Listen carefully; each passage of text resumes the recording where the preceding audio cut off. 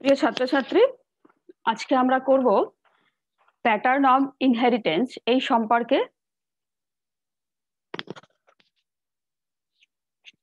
দ্বাদশ শ্রেণীর বংশগত ও বিভেদ এই চ্যাপ্টারের শেষ টপিক প্যাটার্ন অফ ইনহেরিটেন্স, অর্থাৎ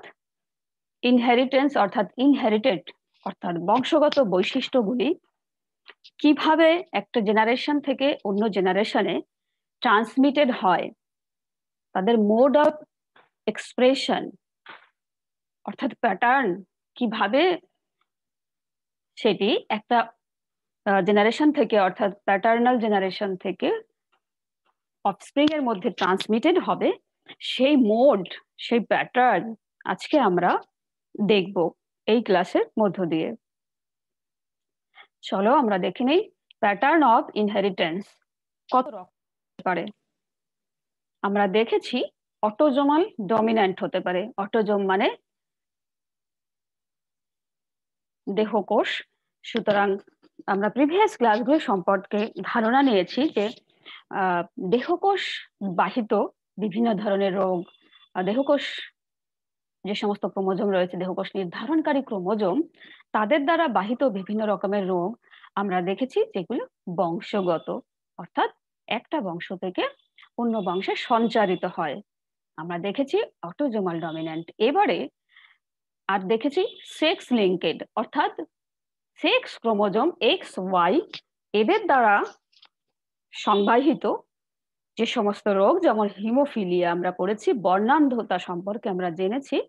এই বর্ণান্ধতা, হিমোফিলিয়া, এগুলি কিন্তু সেক্স লিঙ্কেড ক্রোমোজোমাল ডিসঅর্ডার। এবার প্যাটার্নটা দেখব যে ধরনটা তাদের কেমন। এই যে তারা এক জেনারেশন থেকে অন্য জেনারেশনে ট্রান্সমিটেড হয়, তাদের ধরন কেমন। চলো এবার প্যাটার্ন অফ ইনহেরিটেন্স টাইপস 4 রকমের হয়ে থাকে। First of all autosomal dominant, second autosomal recessive, third x linked recessive, x linked dominant. শুরুতেই বলে নিই, আমরা বংশগতি চ্যাপ্টারে পড়ার সময় পড়েছি যে ডমিন্যান্ট যে প্রত্যেকটা জেনারেশনে, ফার্স্ট জেনারেশনে F1 জেনারেশনে প্রকাশ যদি হয়ে থাকে, প্রত্যেকটা জেনারেশনে যদি প্রকাশ হয় বৈশিষ্ট্যটি, নির্দিষ্ট বৈশিষ্ট্য, তখন সেটি ডমিন্যান্ট হবে। আমরা জেনে এসেছি যে F1 জেনারেশনে যে ক্যারেক্টার প্রকাশিত হয় না, যে বৈশিষ্ট্যটি প্রকাশিত হয় না, সেটিকে বলা হয় রিসেসিভ বা প্রচ্ছন্ন বৈশিষ্ট্য। ঠিক সেরকম তার উপরে ভিত্তি করেই অটোজোমাল ডমিন্যান্ট। তাহলে এখানে কিরকম হবে যে দেহকোষ দ্বারা, দেহকোষের ক্রোমোজোমের, দেহকোষ নির্ধারণকারী ক্রোমোজোমের দ্বারা যখন প্রত্যেকটা জেনারেশনে, যদি একটা প্যারেন্টাল জেনারেশনের পরবর্তী 1, 2, 3 এরকম করে 3টি জেনারেশনও হয়, তাহলে প্রত্যেকটা ক্ষেত্রেই কিন্তু ব্যক্তিগুলি বা যে কোনো সন্তান তারা এফেক্টেড হবে। তার মানে কি, এফেক্টেড জিনটি বা বৈশিষ্ট্যটি যদি প্রত্যেকটা জেনারেশনে প্রকাশিত হয়, তখন তাকে বলা হয় ডমিন্যান্ট ক্যারেক্টার। এইবার যদি সেটা অটোজোমাল, যদি সেই এফেক্টেড জিনটি অটোজোম দ্বারা বাহিত হয়, তখন সেই প্যাটার্নটিকে বলা হয়, সেই mode of pattern of inheritance, তাকে বলা হয় অটোজোমাল ডমিন্যান্ট। ঠিক তেমনি করে যদি রিসেসিভ হয়, আমরা ডিটেলসে যাওয়ার আগে এই 4টি টাইপ সম্পর্কে আমি ওভারঅল একটা ধারণাই তোমাদের দিয়ে দিচ্ছি। তাহলে অটোজোমাল ডমিন্যান্ট যদি দেহকোষ নির্ধারণকারী ক্রোমোজোম দ্বারা এফেক্টেড জিন যে কোনো ডিজিজের সংবাহিত হয় এমন ভাবে যে তার একটা জেনারেশন স্কিপ করে গেছে, তার মানে একটা জেনারেশনে কোনোভাবে প্রকাশ পায়নি, তাহলে পরের জেনারেশনে কোনোভাবে প্রকাশ পেয়েছে। অবশ্যই আমরা তারপরে দেখে নেব যে সেক্ষেত্রে ছেলে এবং মেয়ে, অর্থাৎ মেল ফিমেলের মধ্যে তাদের আক্রান্ত হওয়ার মোড বা চান্স কতটা, সেটা আমরা দেখব জেনারেশন টু জেনারেশন এরকম ভাগ করে। এবারে x linked recessive. X linked recessive কি হবে? এখানেও সেই রিসেসিভ যে জিনটি কিন্তু প্রত্যেকটা ক্ষেত্রে যে বৈশিষ্ট্যটি প্রকাশিত হবে না, সেক্ষেত্রে হচ্ছে সেটি রিসেসিভ।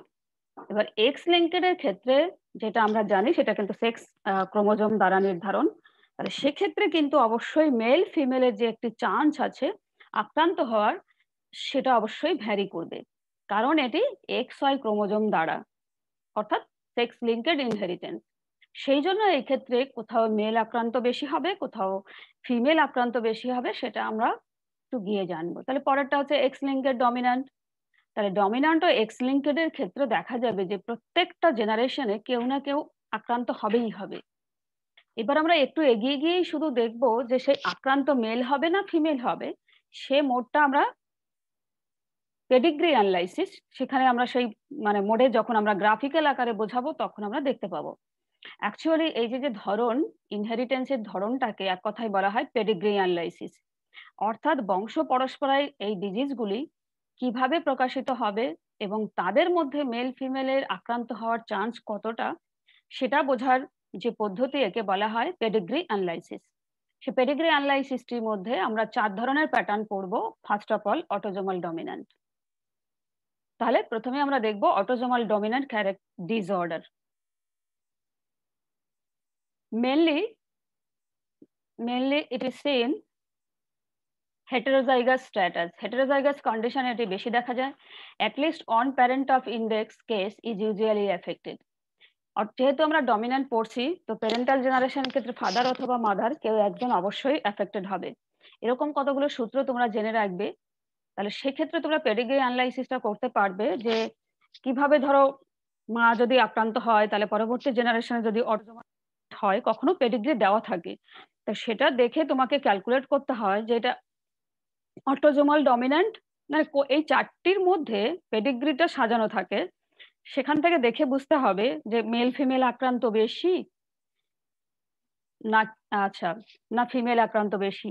আবার দেখতে হবে প্রত্যেকটা জেনারেশনে আক্রান্ত কি না। এগুলোর উপরে বেস করে আমরা বলতে পারবো যে পেডিগ্রি যেটা আমাদের দেওয়া হয়েছে সেটি মেলে, সেটি অটোজোমাল ডমিন্যান্ট, অটোজোমাল রিসেসিভ, না এক্স লিঙ্কেড ডমিন্যান্ট, না এক্স লিঙ্কেড রিসেসিভ, সেটা আমরা বুঝে যাব এবং আমরা অ্যানালাইসিস করে বলবো। তো সেটা বোঝার জন্য আরো কিছু ক্যারেক্টার্স আমাদের বুঝতে হবে। তাহলে কি কি ক্যারেক্টার্স বুঝতে হবে? যে যেহেতু dominant, at least on parent of the index, অর্থাৎ যে কেসটা তোমাকে দেওয়া হবে তার মধ্যে প্যারেন্টের মধ্যে কেউ একজন আক্রান্ত হতেই হবে, কেউ একজন আক্রান্ত বা এফেক্টেড হবেই। এবং এই ক্ষেত্রে কোনো সেক্স নির্ধারণ নেই, এখানে মেল ফিমেল উভয়ই আক্রান্ত হতে পারে। কারণ এক্স লিঙ্কের ডিজিজগুলোতে আমরা দেখব যে সেখানে ফিমেল আক্রান্ত হওয়ার, মেলের আক্রান্ত হওয়ার চান্সটা বেশি, ফিমেল ক্যারিয়ার হওয়া বেশি। আমরা পূর্ববর্তী ক্লাসগুলো থেকে সেই ধারণা নিয়ে এসেছি। ওকে, তাহলে আমরা এই জিনিসগুলো, ক্যারেক্টার্স গুলো মাথায় রেখে পেডিগ্রি কোন ধরনের সেটা আমরা বুঝতে পারবো এবং সেটা আইডেন্টিফাই করে লিখতে পারবো। তাহলে এখানে মেল ফিমেল এফেক্টেড হবেই যেহেতু dominant. Clinical feature can be modified by variation in penetration এবং এক্সপ্রেসিভিটি। অর্থাৎ পেনিট্রেশন মানে কতগুলো, প্রত্যেকটা জেনারেশনে সেটা প্রবেশ করেছে কিনা এবং কতটা এক্সপ্রেস করেছে সেটা আমাদের দেখতে হবে। সাম ইন্ডিভিজুয়াল ইনহেরিট দ্য মিউট্যান্ট জিন বাট আর ফেনোটিপিক্যালি নর্মাল। আবার কেউ এমন হতে পারে যে মিউট্যান্ট জিনটা তার মধ্যে ইনহেরিট রয়েছে, অর্থাৎ পিতামাতা থেকে সে পেয়ে এসেছে, কিন্তু কখনোই সেটা ফেনোটিপিক্যালি বা বাহ্যিকভাবে প্রকাশ পায়নি। This is referred to as incomplete penetrance. তো সেই ক্ষেত্রে একে বলা হয় অসম্পূর্ণ পেনিট্রেন্স। পেনিট্রেন্স মানে কি? প্রবেশ করা, এরকম কিছু, মানে তার মানে সেটা কিন্তু সম্পূর্ণরূপে অন্তর্ভুক্তি হয়নি, এই জন্য এটাকে বলা হচ্ছে ইনকমপ্লিট পেনিট্রেন্স। পেনিট্রেট মানে প্রবেশ করা। In many condition the age of onset is delayed. বিভিন্ন ক্ষেত্রে দেখা যায় যে অনসেট অফ এজ একটা ডিলেড মধ্যে রয়েছে। আমরা একটু মোড অফ ইনহেরিটেন্স এখান থেকে দেখে নেব। দেখা যাক অটোজোমাল ডমিন্যান্ট কেসে কি হচ্ছে। এখানে affected father, unaffected mother, next generation, unaffected daughter, unaffected son, but affected son এবং affected daughter। তাহলে কি দেখলাম? ফার্স্ট জেনারেশনে বাবা মা অবশ্যই অ্যাফেক্টেড হয়েছে কেউ একজন, এবং তাদের নেক্সট জেনারেশনে কিন্তু ছেলে এবং মেয়ে উভয়ই, কোনো জেন্ডার নেই, দুজনেই কিন্তু আক্রান্ত হওয়ার চান্স রয়েছে। এবং দেখার বিষয়, যদি এখানে পরবর্তী জেনারেশন দেখানো হতো এই F1 এর থেকে পরবর্তীটা, তাহলে সেখানেও ছেলে এবং মেয়ে উভয়ই আক্রান্ত হতো। ঠিক এরকম করে ডমিন্যান্টটা খুঁজবো আমরা যে এই জেনারেশন থেকে ফাদার মাদার এফেক্টেড হলে পরবর্তীটায় আক্রান্ত থাকবে। এরপরে যদি আরেকটা পেডিগ্রি করা থাকতো, আরেকটা জেনারেশন করা থাকতো তাহলে সেখানেও অ্যাফেক্টেড থাকতো। এরকম যদি প্রত্যেকটা ধাপে ধাপে অ্যাফেক্টেড পারসন থাকে তাহলে কিন্তু সেটা ডমিন্যান্ট। এইবারে দেখতে হবে এটা অটোজোমাল কিনা।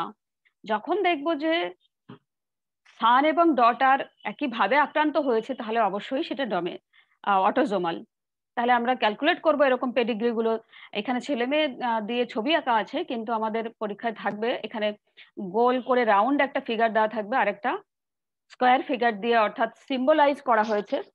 আমাদের বইয়ে যে ছবি তোমাদের দেওয়া আছে সেখানে সিম্বলাইজ করে কিন্তু বোঝানো হয়েছে। তো সেখানে অ্যাফেক্টেড যদি পূর্ণ করা থাকে সার্কেলটা, তবে অ্যাফেক্টেড। একটু বইটা দেখে নেবে কিন্তু, একটু দেখে নিই। Heterozygous affected parent with a homozygous unaffected, তার মানে কি ফাদার সবসময় এক্স হয়, তাই এটি হেটেরোজাইগাস কন্ডিশন। আবার দেখো এখানে হোমোজাইগাস আনএফেক্টেড প্যারেন্ট, কিন্তু সেখান থেকে দেখা যাচ্ছে every child has one chance in two of having the disease, অর্থাৎ দুজনের মধ্যে একজন চাইল্ডের সবসময় চান্স রয়েছে এই রোগ থেকে আক্রান্ত হওয়ার। সবথেকে বড় বোথ সেক্সেস আর অ্যাফেক্টেড, যা বলছিলাম অটোজোমাল ডমিনেন্টের ক্ষেত্রে সান এবং ডটার বোথ সেক্সেস অ্যাফেক্টেড হওয়ার চান্স রয়েছে। তাহলে পেডিগ্রি যদি এখানে সিম্বলাইজ করা থাকে প্যাটার্নটা, তাহলে আমরা কিভাবে বুঝবো?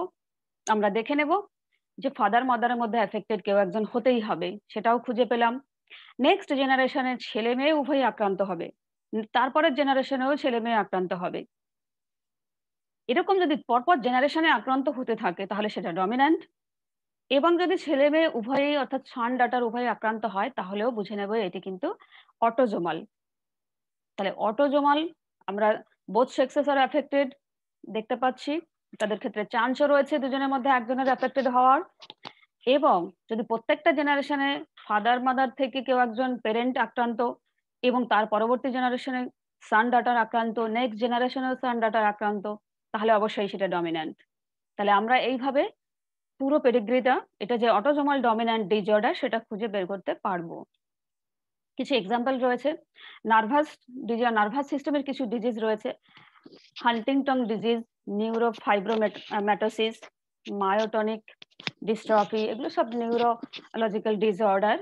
And tuberous sclerosis, urinary polycystic kidney disease, কিডনিতে অনেক সিস্ট হওয়া একসঙ্গে, গ্যাস্ট্রোইন্টেস্টিনাল কিছু প্রবলেম আছে, ফ্যামিলিয়ার পলিওসিস কোলাই, হেমাটোপয়েটিক রক্তের কিছু সমস্যা রয়েছে, হেরিডিটারি স্পেরোসাইটোসিস। এখানে তোমরা সবথেকে মনে রাখবে Huntington disease, neurofibromatosis, myotonic dystrophy এবং কিডনি। স্কেলিটাল কিছু অর্থাৎ মাংসপেশির কিছু সমস্যা রয়েছে, মারফ্যান সিনড্রোম, এই অস্টিওজেনেসিস ইমপারফেক্টা, এটাও খুব কমন, অ্যাকন্ড্রোপ্লাসিয়া। মেটাবলিক ডিসঅর্ডারের ক্ষেত্রে কিছু রয়েছে, ফ্যামিলিয়াল হাইপার কোলেস্টেরোলোমিয়া, এটা কোলেস্টেরল হওয়া বেশি পরিমাণে হাইপার, অ্যাকুয়েট ইন্টারমিটেন্ট পরফাইরিয়া। স্কেলিটালে যেটা দেখতে পাচ্ছি মারফ্যান সিনড্রোমটা ভীষণ কমন। এক্ষেত্রে দেখা যায় যে ব্যক্তিটি যদি এই সিনড্রোমে আক্রান্ত হয় তাহলে তার দেহ প্রচন্ড পাতলা এবং টল হয়, এবং লেগ এবং হ্যান্ড খুবই লং হয়, এবং জয়েন্ট গুলো ভীষণই ফ্লেক্সিবল থাকে, ভীষণই মুভেবল থাকে, ফলে এটা খুব সমস্যা দেখা দেয়। অস্টিওজেনেসিস এটা হাড়ের একটি সমস্যা। মেটাবলিক ডিসঅর্ডার রয়েছে। এবারে দেখে নি পরেরটা অটোজোমাল রিসেসিভ ডিসঅর্ডার। যখনই রিসেসিভ তাহলেই বুঝতে হবে যে যে কোনো একটা যে আমরা জেনারেশন দেখছিলাম প্রত্যেকটা জেনারেশনে কেউ না কেউ আক্রান্ত। যখন রিসেসিভ আসবে তাহলে অবশ্যই কোনো না কোনো জেনারেশন স্কিপ করবে। সেটা দেখে আমরা প্রথমে আইডেন্টিফাই করব যে পেডিগ্রিটা রিসেসিভ না ডমিন্যান্ট, সেটা আমরা আগে দেখে নেব। The largest category of Mendelian disorder is autosomal recessive disorder. Usually does not affect the parent of the affected. এমন নাও হতে পারে যে সান এবং ডটার আক্রান্ত হয়েছে, যে তার পেরেন্ট আক্রান্ত হবে সেটা কিন্তু নাও হতে পারে। But sibling May show the disease. Sibling মানে অপত্য জেনারেশন। তাহলে পিতামাতা আক্রান্ত না হলেও ছেলে মেয়েদের মধ্যে কিন্তু এই ডিজিজটা দেখা যেতে পারে। এটাই বলা হচ্ছে যে usually does not effect the parent of the affected individual, অর্থাৎ সিবলিং গুলো অপত্য জেনারেশনের আক্রান্ত হয়েছে কিন্তু বাবা মা আক্রান্ত নয়, তার মানে একটা জেনারেশন কিন্তু স্কিপ করলো। আমরা জেনারেশনটা স্কিপ করা অর্থাৎ না হওয়া, ডিজিজটা আক্রান্ত না হওয়া, তারপরে আবার একটা হওয়া, একটা গ্যাপ দিয়ে জেনারেশন হওয়া, তখনই আমরা বুঝে নেব যে এটা রিসেসিভ। এইবারে রিসেসিভ অটোজোমাল না এক্স লিঙ্কেড, সেটা অবশ্যই কোন ধরনের সান ডাটার আক্রান্ত হচ্ছে বেশি পরিমাণে সেটার উপরে নির্ভর করে আমরা অটোজোমাল না এক্স লিঙ্কেড সেটা নির্ধারণ করব। বোঝা গেল? তাহলে পেডিগ্রি দেখে প্রথমে কিন্তু আমরা প্রত্যেকটা জেনারেশন আক্রান্ত কিনা সেটাই বুঝতে পারবো, আগে বোঝার চেষ্টা করব। আর তারপরে দেখব যে প্রত্যেকটা ক্ষেত্রে যারা আক্রান্ত হয়েছে সেক্ষেত্রে ছেলেরা আক্রান্ত বেশি না মেয়েরা আক্রান্ত বেশি, তার উপরে ভিত্তি করে আমরা দেখব যে এটি অটোজোমাল নাকি এক্স লিঙ্কেড। ব্যাস, তাহলে আমাদের হয়ে যাবে কাজ। কমপ্লিট পেনিট্রেন্স ইজ কমন, এক্ষেত্রে পুরোপুরি অন্তর্ভুক্তি থাকবে। Onset is frequently early in life, এবং অনেক আগেই প্রকাশ পাবে। ইউজুয়ালি এফেক্ট এনজাইমেটিক প্রোটিন, বেশিরভাগ ক্ষেত্রে আমাদের দেহে বিভিন্ন মেটাবলিজমের প্রয়োজন বিভিন্ন এনজাইম, সেই এনজাইমিক যে প্রোটিনগুলো, এনজাইম অবশ্য প্রোটিন ইন নেচার, তাদেরকে অ্যাফেক্টেড করবে, যেটা আমাদের খুবই প্রয়োজন মেটাবলিজমের ক্ষেত্রে। দেখে নিই প্যাটার্ন অফ ইনহেরিটেন্সের মধ্যে অটোজোমাল রিসেসিভ। আচ্ছা, স্কিপ করবে। দেখে নিই, এখানে দেখা যাক যে ক্যারিয়ার ফাদার ক্যারিয়ার মাদার, তার মানে কেউ এফেক্টেড নয়। ওকে, কেউ এফেক্টেড নয়, অথচ দেখা যাচ্ছে এটা হচ্ছে ক্যারিয়ার হিসেবে দেখানো, এটা হচ্ছে আনএফেক্টেড, এটা হচ্ছে এফেক্টেড। তাহলে আমরা দেখতে পাচ্ছি ফাদার মাদার কেউ আক্রান্ত নয়, বাট তাদের অফস্প্রিং এর ক্ষেত্রে এফেক্টেড আনএফেক্টেড সন দেখা যাক কেউ এফেক্টেড হয়েছে কিনা। আমরা দেখতে পেলাম যে এখানে কিন্তু affected daughter, carrier son, carrier daughter. So, typical pattern is two heterozygous unaffected parent. Heterozygous unaffected parent রয়েছে। The trait does not usually affect the parent. সাধারণত অটোজোমাল রিসেসিভের ক্ষেত্রে পেরেন্ট অর্থাৎ পিতামাতা আক্রান্ত হয় না, বাট তাদের siblings May show the disease, কিন্তু তাদের অফস্প্রিং অর্থাৎ তাদের অপত্য এই ডিজিজটি শো করবে, অর্থাৎ সেই অপত্যগুলি তারা এই রোগের দ্বারা আক্রান্ত হবে। Siblings have on chance in 4 of being affected, তাদের চারজনের মধ্যে অপত্যগুলির চারজনের মধ্যে একজনের আক্রান্ত হওয়ার চান্স থাকবেই। এক্ষেত্রে বোথ সেক্সেস আর এফেক্টেড, এখানে ছেলে মেয়ে উভয়ই আক্রান্ত হবে। সুতরাং এটি, এতক্ষণ দেখলাম এটি রিসেসিভ, স্কিপ করেছে জেনারেশন, এবং আমরা দেখলাম বোথ সেক্স এখানে এফেক্টেড, সুতরাং এটি অটোজোমাল। আশা করি তোমরা বুঝতে পেরেছো। অটোজোমাল রিসেসিভ ডিসঅর্ডারের কিছু আমরা এক্সাম্পল দেখব। সিস্টিক ফাইব্রোসিস, ক্লোরিন চ্যানেল সেটার জন্য সমস্যা। ফিনাইল কিটোনিউরিয়া, এখানেও কিন্তু ফিনাইল অ্যালানিন নামক অ্যামাইনো অ্যাসিড মেটাবলিজম হয় না একটি এনজাইমের অভাবে। গ্যালাক্টোসেমিয়া, এখানেও ল্যাকটোজের প্রবলেম আছে মেটাবলিজমের ক্ষেত্রে।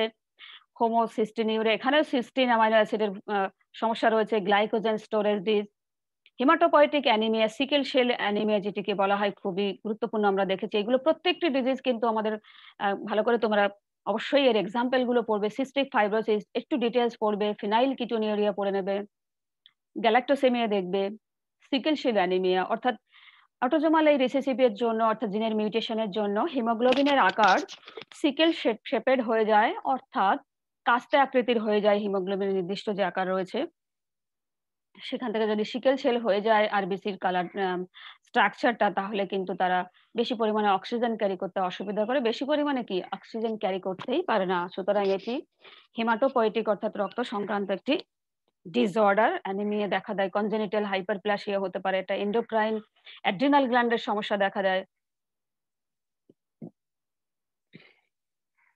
অটোজোমাল রিসেসিভের জন্য। এছাড়াও স্কেলিটাল একটা প্রবলেম রয়েছে, অ্যালকাপ্টোনিউরিয়া রয়েছে, নার্ভাস প্রবলেম রয়েছে, ফ্রেডেরিস অ্যাটাক্সিয়া, স্পাইনাল মাস্কুলার অ্যাট্রফি অর্থাৎ স্পাইনাল যে রয়েছে স্পাইনাল কর্ডের আস্তে আস্তে স্পাইনাল কর্ডের যে নির্দিষ্ট আকার রয়েছে সেটা অ্যাট্রফি হয়ে যাওয়া অর্থাৎ রিডিউস করা, তাদের শেপটাকে কমে যাওয়া, এরকম ধরনের মারাত্মক মারাত্মক অটোজোমাল রিসেসিভ ডিসঅর্ডার আমরা দেখতে পাই। এবারে আমরা চলে আসবো এক্স লিঙ্কেড রিসেসিভ। এখানে দেখো এখানে অল সেক্স লিঙ্কেড রিসেসিভ আর এক্স লিঙ্কেড কিন্তু রয়েছে। বেশিরভাগ ক্ষেত্রে almost all are recessive. Usually express only in males. আমরা ভালো করেই জানি যদি এক্স লিঙ্কেড ডিজিজগুলি হয় সেটা মেল বেশি আক্রান্ত হয় এবং ফিমেল ক্যারিয়ার হয়। তাহলে আমরা দেখে এখানে কিন্তু সেক্সটা দেখব। আচ্ছা, রিসেসিভ যখন তখন আমরা দেখব যে প্রত্যেকটা জেনারেশনে আক্রান্ত ব্যক্তিরা থাকবে না, স্কিপ করবে জেনারেশন। এবারে দেখব কোন ধরনের মেল ফিমেল কোন ধরনের সেক্স বেশি আক্রান্ত হচ্ছে। তো সেক্ষেত্রে আমরা দেখে নেব যে বেশিরভাগ ক্ষেত্রে মেল আক্রান্ত হচ্ছে, ফিমেল কম আক্রান্ত হচ্ছে, তাহলে অবশ্যই সেটা এক্স লিঙ্কেড। আর যদি জেনারেশন গ্যাপ করে তাহলে সেটা recessive. So rarely due to random X inactivation a female will express the disease. খুব কমই আছে, যদি কখনো এক্স এর ইনঅ্যাক্টিভেশন বা নিষ্ক্রিয়তা হয় তখনই কিন্তু ফিমেল এটা প্রকাশ করে এবং সেটাকে বলা হয় ম্যানিফেস্টিং হেটেরোজাইগাস কন্ডিশন। আমরা একটু দেখে নিই এখানে x linked recessive, career mother, unaffected father. Career mother unaffected, তাহলে কি হলো? এই জেনারেশনে কেউ আক্রান্ত নয় কিন্তু, বাট পরের জেনারেশনে অবশ্যই আক্রান্ত হবে। তাহলে এটা রিসেসিভ আমরা বলে নিচ্ছি। Affected son, carrier daughter, unaffected daughter, unaffected son. তাহলে এখানে আক্রান্ত হলো কে? সান আক্রান্ত হলো, ক্যারিয়ার হলো কে? ডটার। তাহলে আমরা এখানে যখন পেডিগ্রি অ্যানালাইসিস করব তখন ক্যারিয়ারটা দেখাবে না, আক্রান্তটাকে দেখাবে। তাহলে স্কিপ জেনারেশনটা আগে দেখে নিই যে কত জেনারেশনে প্রত্যেকটা আক্রান্ত কিনা।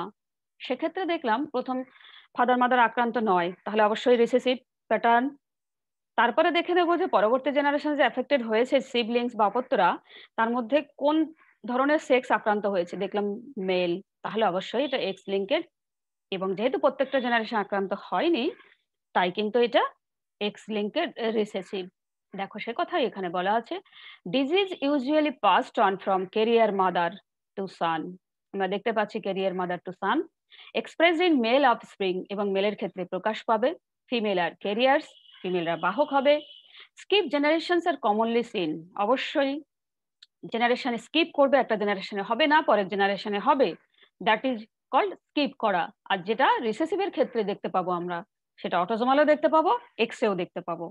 বাট এক্স আর অটোজোমের মধ্যে ডিফারেন্স হচ্ছে, অটোজোমের ক্ষেত্রে বোথ সেক্সের আর অ্যাফেক্টেড, অর্থাৎ মেল ফিমেল উভয়ই অ্যাফেক্টেড হবে।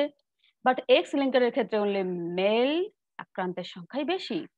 আর recurrence risk is half of son are affected, half of daughters are carrier. আর কিছু হাফ হাফ দা, তাহলে এখানে দেখতে পাচ্ছি দুটো সানের মধ্যে একটা অবশ্য এফেক্টেড হবেই। এটা গেল এক্স লিঙ্কেড রিসেসিভ। কখনো এরকম হয় যে all the daughters heterozygous are carrier আর all the sons are homozygous normal. এক্ষেত্রে এক্স লিঙ্কেড রিসেসিভ এফেক্টেড যদি ফাদার হয়, আনএফেক্টেড মাদার, তাহলে পরের ক্ষেত্রে আমরা দেখে নিচ্ছি কিন্তু যে আনএফেক্টেড, আচ্ছা